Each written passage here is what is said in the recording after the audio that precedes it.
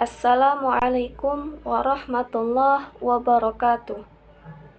Perkenalkan, saya atas nama Friska Ronika dengan NIM A1A3181007 dari Prodi Pendidikan Pancasila dan Kewarganegaraan Angkatan 2018, Ruang 001, Fakultas Keguruan dan Ilmu Pendidikan Universitas Jambi.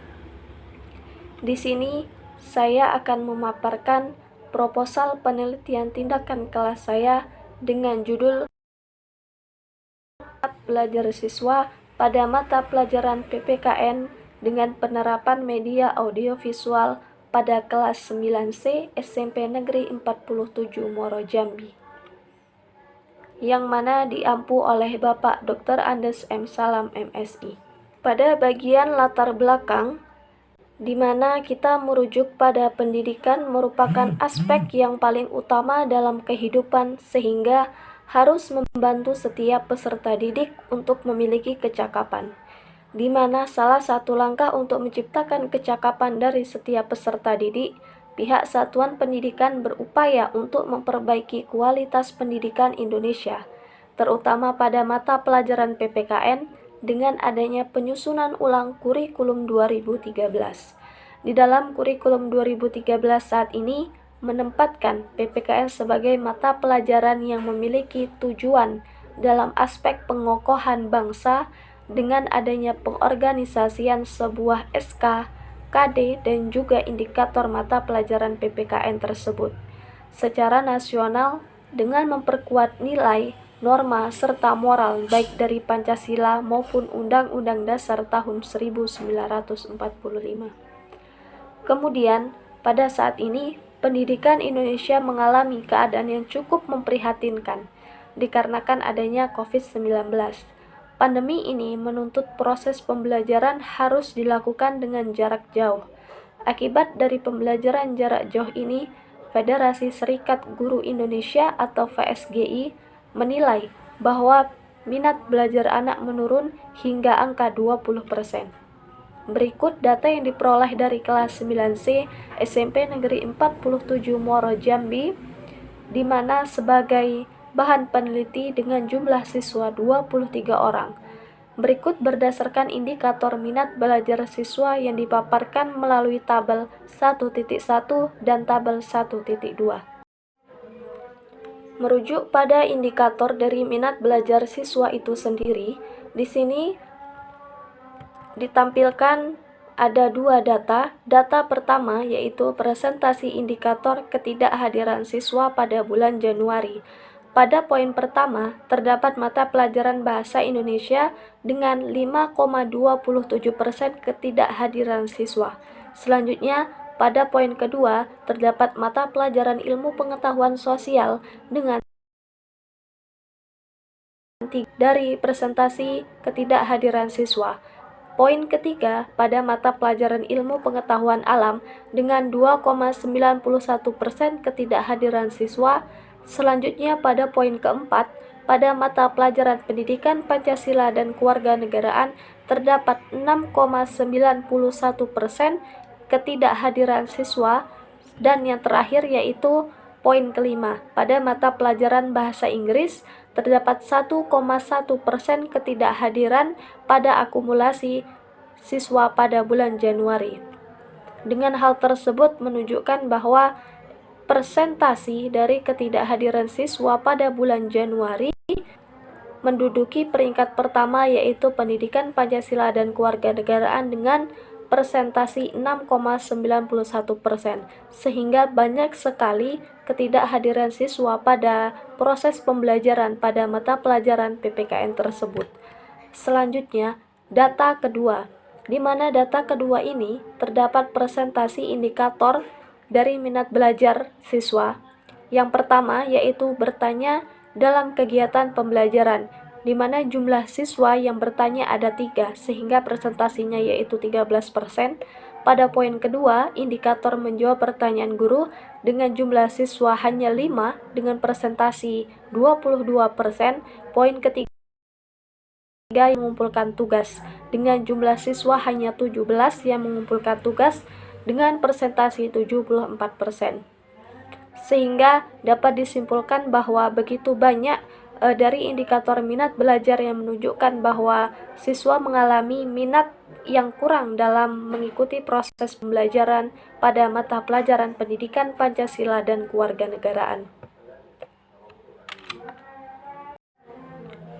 Selain merujuk pada data pertama dan data kedua dari indikator minat belajar siswa kelas SMP Negeri 47 Muro Jambi, di sini saya juga merujuk pada pendapat ahli mengenai bahwa media pembelajaran itu sendiri menjadi tolak ukur dan menjadi salah satu penunjang keberhasilan pembelajaran, karena dengan media pembelajaran sangat menunjang ketercapaian tujuan pembelajaran dalam sebuah pendidikan yang telah ditentukan, baik dari kurikulum maupun yang seharusnya telah dirancang oleh guru itu sendiri di dalam RPS. Sebab itu di sini saya mengambil solusi atau tindakan yang akan saya lakukan dengan penggunaan media audio visual untuk meningkatkan minat belajar siswa pada kelas 9C SMP Negeri 47 Muaro Jambi.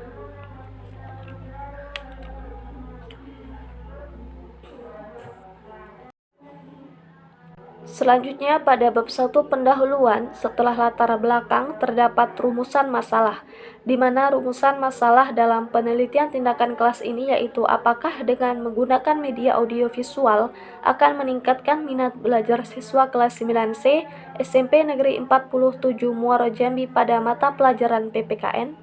Yang kedua yaitu tujuan penelitian, di mana tujuan penelitian dari tindakan kelas ini adalah meningkatkan minat belajar siswa kelas 9C SMP Negeri 47 Muaro Jambi pada mata pelajaran PPKN sebagai efek dari penggunaan media audio visual. Dan selanjutnya yaitu manfaat penelitian, di mana manfaat penelitian dari penelitian tindakan kelas ini terdapat 3 aspek. Yang pertama yaitu bagi siswa, di mana sebagai tolak ukur dalam meningkatkan minat belajar siswa itu sendiri. Yang kedua, bagi guru, di mana menjadi bahan masukan serta bahan penambah wawasan untuk memperkaya cara alternatif dalam pemilihan media pembelajaran. Dan yang ketiga yaitu bagi sekolah, agar menjadi bahan masukan serta sumbangsih pemikiran dalam rangka perbaikan proses pembelajaran untuk meningkatkan kewarganegaraan itu sendiri.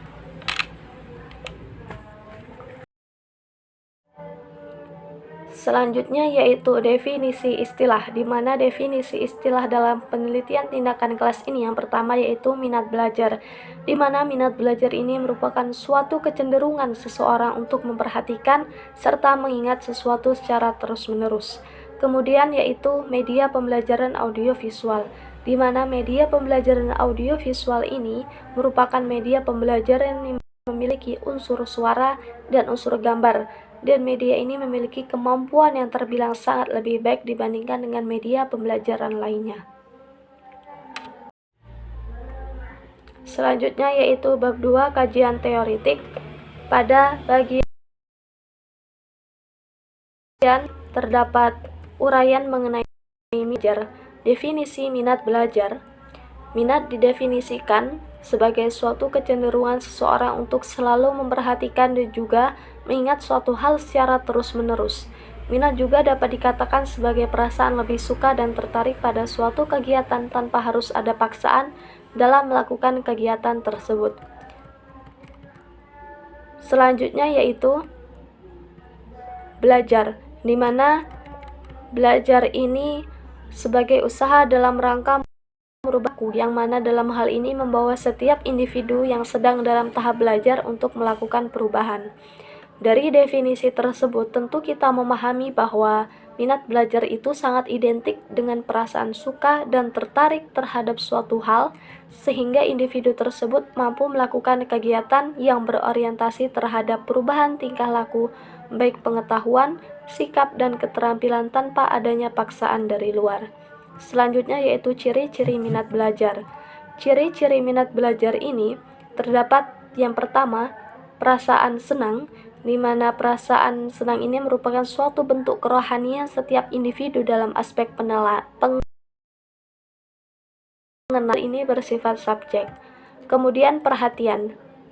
Perhatian ini mendefinisikan sebagai reaksi umum dari setiap individu yang menimbulkan adanya tambahan aktivitas maupun konsentrasinya terhadap suatu objek. Yang ketiga yaitu aktivitas. Aktivitas ini berkaitan dengan partisipasi langsung terhadap aktivitas yang ada di dalam suatu kegiatan tersebut. Selanjutnya yaitu faktor-faktor yang mempengaruhi minat belajar. Faktor-faktor yang mempengaruhi minat belajar itu sendiri menurut para ahli, yang pertama itu ada faktor internal. Faktor internal ini terdiri atas aspek fisiologis, di mana kondisi jasmani maupun fisik dari seseorang tentu mempengaruhi minat belajar. Yang kedua yaitu aspek psikologis. Aspek psikologis ini merupakan aspek dalam diri seseorang yang berkaitan dengan intelijensi, perhatian sikap maupun motivasi seseorang. Selanjutnya itu ada faktor ekstern, di mana faktor ekstern ini terdiri atas lingkungan sosial. Lingkungan sosial ini meliputi lingkungan keluarga yang paling utama. Selanjutnya ada lingkungan non-sosial yang merupakan faktor yang mempengaruhi minat belajar, dan hal ini berkaitan dengan gedung sekolah ataupun letak sekolah itu sendiri. Selanjutnya yaitu ada faktor pendekatan belajar, di mana faktor ini sangat berkaitan dengan strategi setiap orang atau siswa dalam menunjang segala bentuk keefektifan serta efisiensi terhadap suatu materi pelajaran tertentu. Jadi faktor-faktor ini mempengaruhi minat belajar itu baik dari luar maupun dari dalam diri seseorang, yang mana ketika faktor tersebut saling berkesinambungan, maka minat belajar akan cepat terbentuk dengan baik. Selanjutnya yaitu cara mengukur atau menilai minat belajar itu sendiri dengan dibuatnya kisi-kisi instrumen minat belajar dengan mengacu kepada indikator serta tingkat kriteria dalam minat belajar siswa itu sendiri, di mana kunci pokok dalam rangka memperoleh cara mengukur atau menilai minat belajar siswa adalah dengan mengetahui serta memahami garis besar indikator ada.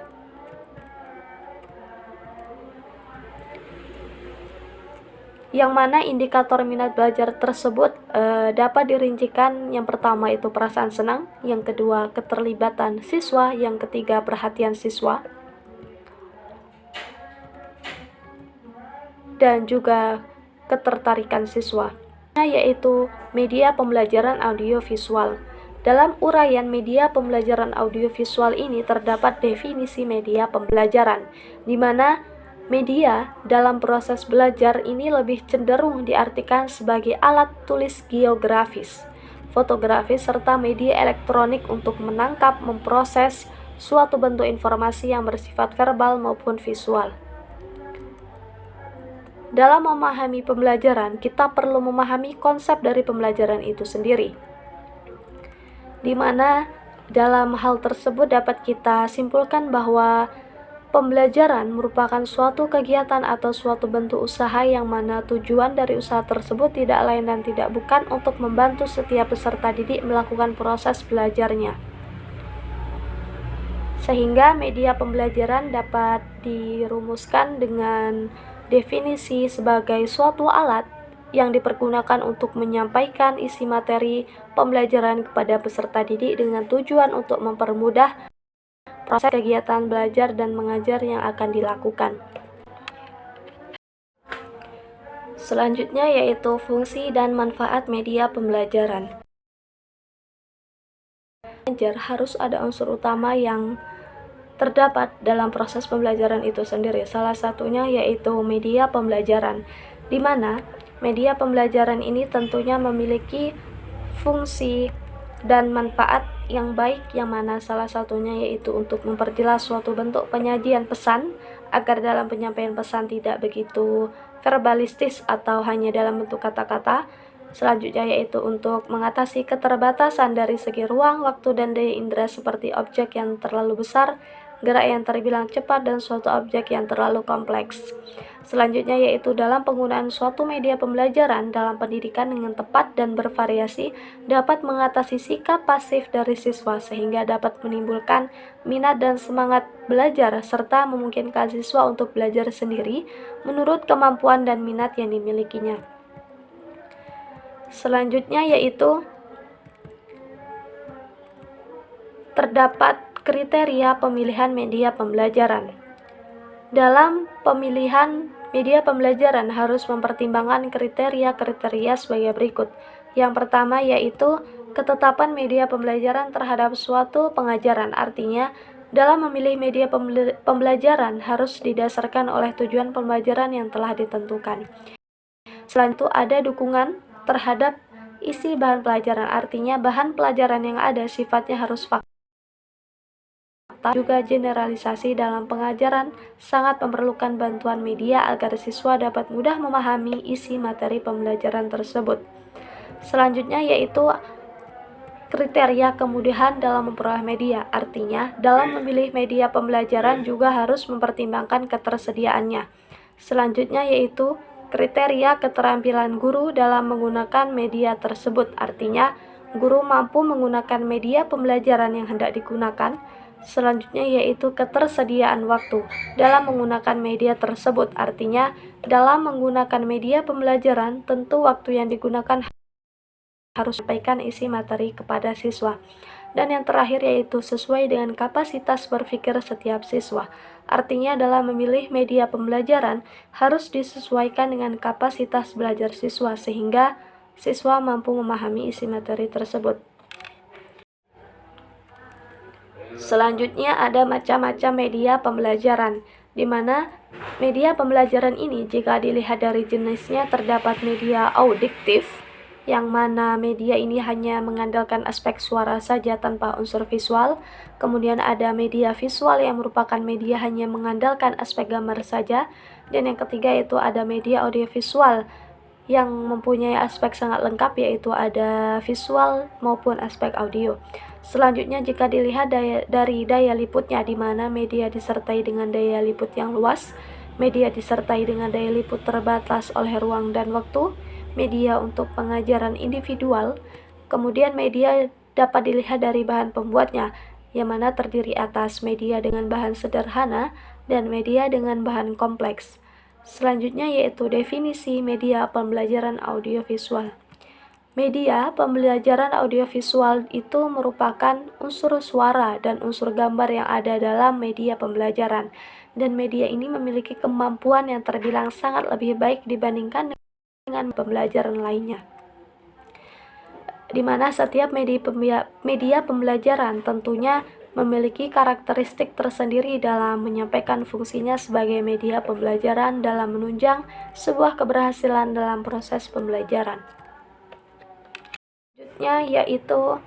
Selanjutnya yaitu ada macam-macam media audiovisual, di mana macam-macam media audiovisual ini ada media audiovisual tidak bergerak, ada film, televisi, dan multimedia. Kemudian cara penggunaan media pembelajaran audiovisual itu sendiri, di mana terdapat tahap persiapan. Tahap ini yaitu identik dengan tahap pengguna untuk mempelajari tujuan yang akan dicapai. Kemudian tahap penyajian, tahap ini identik dengan menyusun segala sesuatunya, baik itu dari kata pendahuluan dan tentunya harus menarik perhatian penerima. Selanjutnya itu tahap penerapan, tahap ini tentunya mendeskripsikan tentang bagaimana proses kerjanya atau praktek dari penggunaan media tersebut. Selanjutnya yaitu tahap kelanjutan, di mana tahap ini yaitu lebih menekankan pada evaluasi pembelajaran. Sejauh mana media pembelajaran tersebut berperan dalam menyampaikan isi materi dan tujuan pembelajaran tercapai. Selanjutnya yaitu terdapat hasil penelitian yang relevan, di mana dalam penelitian tindakan kelas ini terdapat 3 penelitian relevan yang dijadikan sebagai bahan acuan. Yang pertama yaitu karangan Muat dengan judul penggunaan media audiovisual pada mata pelajaran PKN untuk meningkatkan minat belajar siswa kelas 8A SMP Negeri 3 Singkawang. Yang kedua yaitu karya Fitrianingsih dengan judul peningkatan minat dan hasil belajar siswa dengan memanfaatkan media audiovisual pada mata pelajaran PKN siswa kelas 10 Akuntansi 2 SMK Negeri 1 Metro.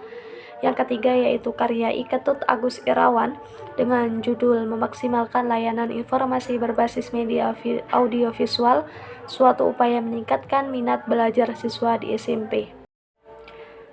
Selanjutnya yaitu kerangka berpikir, di mana dalam proses kegiatan belajar mengajar merupakan salah satu proses yang di dalamnya memiliki serangkaian kegiatan guru dan siswa, di mana dasar dari kegiatan ini adalah hubungan timbal balik atau komunikasi dua arah yang berlangsung untuk mencapai suatu tujuan pembelajaran. Yang mana pada penelitian tindakan kelas ini, kerangka berpikir yang pertama yaitu adanya perhatian siswa, di mana guru memberikan stimulus berupa pemilihan media pembelajaran, yang mana hal ini menjadi siklus pertama atau refleksi. Kemudian selanjutnya ada pemahaman kompetensi, di mana guru itu membentuk kelompok dan menjelaskan kompetensi yang akan dicapai.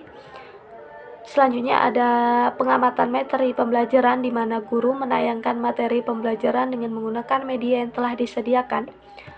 Kemudian terdapat revisi, di mana selanjutnya ada diskusi identifikasi masalah, di mana guru memimpin forum diskusi dan memberikan komentar terhadap hasil diskusi siswa. Selanjutnya yaitu penyuluh diskusi dan evaluasi, di mana komentar dan kesimpulan umum dan menindaklanjuti proses pembelajaran, di mana hal ini menjadi siklus kedua atau refleksi dari minat belajar siswa. Kemudian direvisi dengan penguasaan kompetensi, di mana guru menilai pencapaian kompetensi dan ternyata siklus 3 dari minat belajar siswa itu sendiri. Selanjutnya yaitu hipotesis tindakan, di mana hipotesis tindakan dari penelitian tindakan kelas ini adalah jika media pembelajaran audiovisual diterapkan dalam kegiatan pembelajaran PPKN, maka minat belajar siswa kelas 9C SMP Negeri 4 akan meningkat minimal sesuai dengan tingkat kriteria minat belajar dalam kategori tinggi. Selanjutnya yaitu bab 3 metodologi penelitian, di mana dalam bab 3 metode penelitian ini terdapat tempat dan waktu penelitian, di mana tempat dari penelitian tindakan kelas ini yaitu ditetapkan di SMP Negeri 47 Muaro Jambi sesuai dengan jadwal pelajaran PPKN. Kemudian waktu penelitian yang dilakukan dalam penelitian tindakan kelas ini adalah berkisar 4 bulan, mulai dari tahap persiapan pada bulan Januari hingga pada tahap pelaporan akhir yaitu bulan April tahun 2021. Selanjutnya yaitu subjek dan objek penelitian, di mana penelitian tindakan kelas ini dilakukan untuk meneliti kelas 9C SMP Negeri 47 Muaro Jambi yang diselenggarakan pada semester genap tahun ajaran 2020-2021. Oleh karena itu, subjek dari penelitian tindakan kelas ini adalah siswa kelas 9C SMP Negeri 47 Muaro Jambi. Kemudian, objek penelitian itu sendiri merupakan variabel yang diselidiki permasalahannya dengan mengupayakan solusi yang telah dijelaskan sebelumnya, di mana untuk objek dari penelitian tindakan kelas ini adalah meningkatkan minat belajar siswa pada mata pelajaran PPKN melalui media audio visual. Kemudian, prosedur penelitian, di mana prosedur penelitian dalam penelitian tindakan kelas ini merupakan langkah-langkah yang digunakan dalam sebuah penelitian, di mana tindakannya melalui proses pengkajian ulang. Prosedur penelitian dalam penelitian tindakan kelas ini didesain dengan 3 siklus, di mana dalam tiap siklusnya dilakukan 3 kali tatap muka atau pertemuan dalam pembelajaran, di mana rencana tindakan pada masing-masing siklus tersebut dalam penelitian tindakan kelas ini dibagi dalam 4 kegiatan. Yang pertama yaitu perencanaan, yang kedua implementasi tindakan, yang ketiga observasi dan evaluasi, dan yang keempat analisis dan juga refleksi. Selanjutnya yaitu teknik pengumpulan data. Teknik pengumpulan data yang digunakan dalam penelitian ini adalah yang pertama ada angket atau kuesioner, yang mana angket dan dari siswa pada mata pelajaran PPKN dan diisi oleh siswa itu sendiri. Yang kedua yaitu adanya observasi, di mana observasi ini untuk mendukung dalam pengumpulan data, dan juga sama seperti teknik pengumpulan data lainnya bahwa observasi maupun angket memiliki peranan yang sangat penting. Selanjutnya yaitu adanya wawancara, di mana wawancara ini merupakan teknik yang sangat perlu digunakan dalam pengumpulan data sehingga mampu menunjang keberhasilan suatu instrumen data serta analisis data yang akan dilakukan. Kemudian adanya teknik analisis data, yang mana teknik analisis data ini digunakan sebagai pendeskripsian secara jelas mengenai kegiatan belajar dan mengajar atau KBM siswa tersebut, yang mana data yang telah diperoleh tersebut dianalisis dalam bentuk deskripsi kualitatif berupa lembar observasi dan juga wawancara, yang mana data yang dianalisis menggunakan kuantitatif adalah lembar angket yang digunakan untuk mengukur minat belajar siswa serta lembar observasi minat belajar siswa. Data observasi digunakan untuk mengetahui lebih jauh bagaimana aktivitas pembelajaran guru dan siswa dalam ruang kelas, sedangkan data angket digunakan untuk mengetahui minat belajar siswa terhadap mata pembelajaran PPKN dengan penggunaan media pembelajaran audiovisual, di mana dari angket minat belajar siswa itu dihitung melalui tahapan yang pertama analisis data wawancara, di mana dengan rumus dengan penjumlahan frekuensi dibagi jumlah skor maksimal dikali 100. Selanjutnya adanya analisis data observasi guru, yang mana dengan perumusan hitung yaitu jumlah skor yang diperoleh dibagi jumlah skor maksimal dikali 100. Kemudian adanya analisis data observasi siswa dengan perumusan yaitu jumlah skor yang diperoleh dibagi jumlah skor maksimal dikali 100. Dan yang terakhir yaitu analisis data angket sebagai hasil akhir dengan perumusan yaitu skor perolehan dibagi skor maksimal dikali 100. Selanjutnya yaitu untuk menghitung nilai rata-rata dari minat belajar siswa itu sendiri adalah dari jumlah skor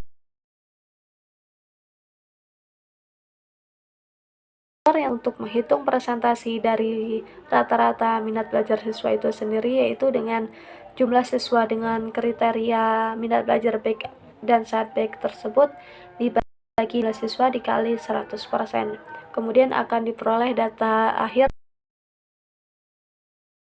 belajar siswa yang telah diperoleh dari teknik pengumpulan data sebelumnya. Selanjutnya yaitu adanya indikator keberhasilan, yang mana indikator keberhasilan dari penelitian tindakan kelas ini adalah di mana apabila presentasi hasil minat belajar siswa minimal 81%, nilai observasi aktivitas guru minimal mencapai 81, serta nilai observasi aktivitas siswa minimal mencapai 81 atau dalam hal ini mencakup kategori tinggi atau 81 hingga 91%. Mungkin hanya ini pemaparan proposal penelitian tindakan kelas saya, kurang lebihnya saya mohon maaf. Dan untuk dari kisi-kisi instrumen yang telah ada pada bagian bab 3 atau metodologi penelitian, bisa penonton lihat di bagian lampiran makalah yang telah tertera. Mungkin hanya itu yang dapat saya sampaikan, kurang lebihnya saya mohon maaf, dan saya akhiri. Assalamualaikum warahmatullahi wabarakatuh.